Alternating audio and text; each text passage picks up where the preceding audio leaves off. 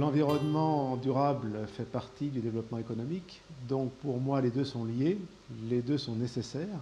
On ne peut pas faire de développement économique sans avoir une responsabilité sociétale, sans avoir une préoccupation environnementale. Aujourd'hui c'est important, ça l'a toujours été, mais aujourd'hui il y a une prise de conscience supplémentaire et je crois que c'est une valeur ajoutée, je dirais, de l'intégrer dans nos développements économiques. Et il faut pouvoir réinvestir sans arrêt.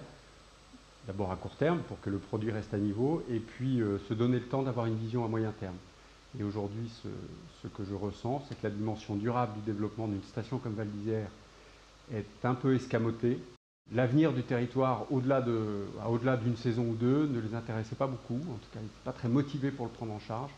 Et donc, je crois qu'il faudrait arriver à rassembler tous les acteurs locaux.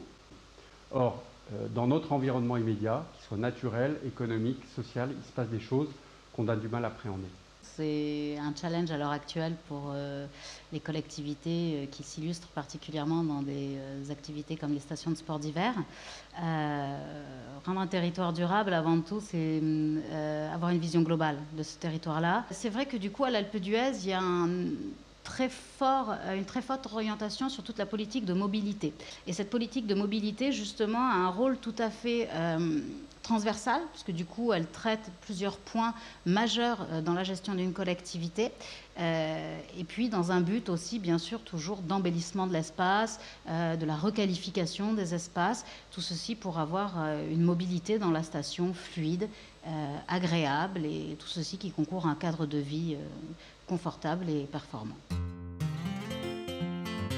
Alors, cet outil il a vraiment pour objectif d'aider les porteurs de projets, les collectivités à arbitrer un choix, à vraiment avoir une aide à la décision quand ils hésitent sur un projet, parce que du coup, la mise en scène du simulateur leur permet de visualiser les effets bénéfiques ou nuisibles sur leur territoire.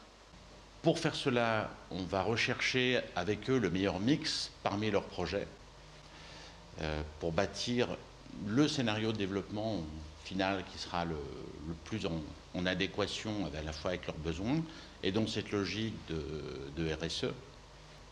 C'est un simulateur qui permet à des structures publiques, des conseils généraux, des stations de sport d'hiver, de pouvoir analyser avant leur prise de décision, quelles vont être les conséquences de leur prise de décision. L'outil permettra bien évidemment aussi de simuler sur du court terme, sur du moyen terme et sur du long terme. EcoRSE s'adresse en priorité aux citoyens à travers les élus, les financeurs, les décideurs qui vont pouvoir, grâce à cet outil, se projeter et décider à partir de scénarios qu'ils auront eux-mêmes construits.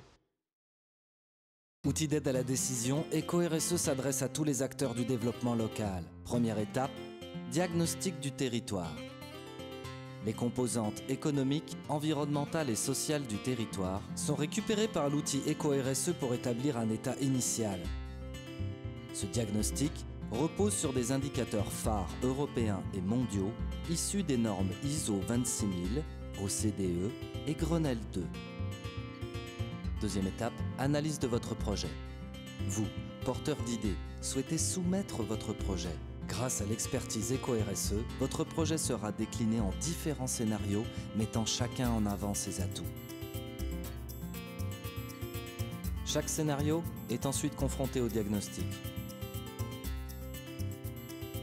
Cet outil de mise en situation mesure l'impact des 3 scénarios sur les territoires et permet d'identifier la plus grande valeur ajoutée du projet. EcoRSE vous donne les éléments clés de décision pour optimiser votre choix de développement.